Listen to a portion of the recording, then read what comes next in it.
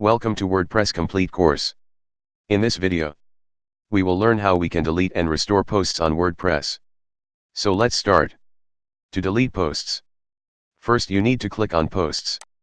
After that, click on All Posts. After that, you will get the all posts that you have been published before. To delete the post, drag the cursor, hover on the post. Few options get displayed below the post name. So as you can see, the trash option. If you click on trash,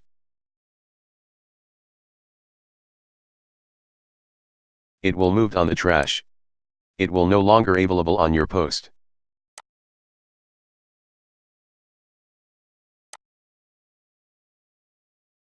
And if you want to get it back, click on trash option. Once you click on trash, it will show you the deleted posts.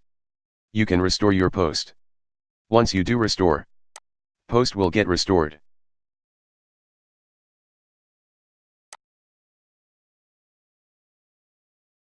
And the second option is delete permanently. Once you click on delete permanently, you will not be able to restore it again. So if you want to delete any post permanently, just click on delete permanently. So this is how you can delete or restore the posts on WordPress.